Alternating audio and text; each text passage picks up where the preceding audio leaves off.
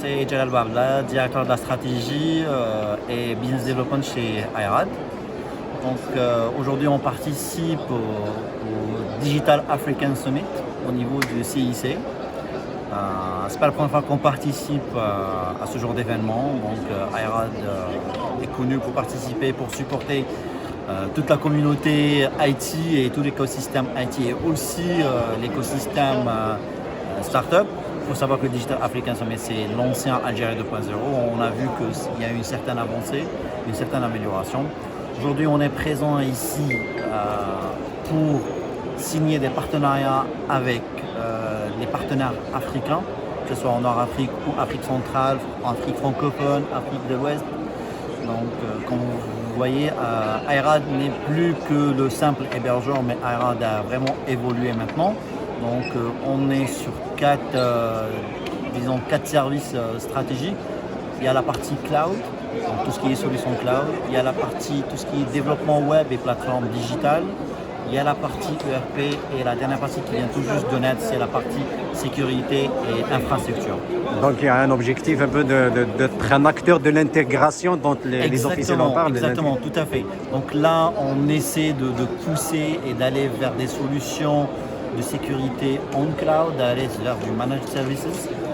Aussi sur la partie cloud, dernièrement on a fait l'acquisition d'une nouvelle entreprise qui s'appelle Novihost. Novihost qui est l'un des plus anciens hébergeurs, donc il fait partie maintenant du groupe IRAD. Donc IRAD maintenant elle a toute une panoplie d'offres qui part du B2C vers du premium en passant vers du B2B sur la partie cloud. Bien sûr, sans oublier notre partenaire stratégique avec Odoo sur la partie ERP, on est partenaire Silver.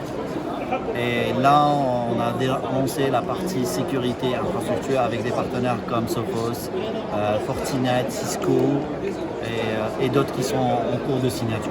Donc une projection sur le continent. Oui, alors notre objectif pour ce salon, c'est d'aller vers d'autres pays, de proposer nos solutions, que ce soit en hébergement, en solution cloud ou en solution de sécurité vers les pays africains qui n'ont pas d'expertise ou qui cherchent cette expertise qu'on a déjà acquise ici en Algérie. Il faut savoir que IRAD, ce n'est plus la petite entreprise, mais c'est une équipe forte de 60 personnes, dont les 2 tiers sont des techniciens, c'est des ingénieurs. Donc l'équipe technique représente plus de 2 tiers du nombre d'employés chez IRAD. Et comment vous évaluez le marché africain dans ce domaine? Alors, ça dépend, on est sur quelle partie du marché africain. Donc, si on parle il y a des pays africains qui sont très avancés dans le domaine du digital, comme le Kenya, le Sénégal, qui sont très avancés dans tout ce qui est e-payment ou solutions digitales, comme quand on voit un petit peu le Rwanda. Aussi la Tunisie qui est très avancée sur la partie service, les Marocains aussi, il faut le dire. Nous, on commence à voir les balbutiements un petit peu de la stratégie digitale. Ce n'est pas encore ce qu'on souhaite, mais on espère qu'il va y avoir de très grandes avancées dans les prochains mois et les prochaines années.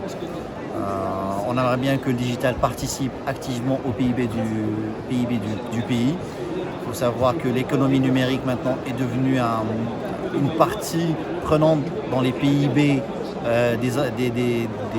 des pays développés ou dans les pays qui sont en voie de développement. En Algérie, je pense que l'économie numérique représente à peu près aux alentours de 3 à 4% du PIB. Ça serait bien que ça monte à 7%. Il y a des gens qui disent à 15, mais je dirais qu'il faut aller tout doucement. Il faut vraiment mettre les bases.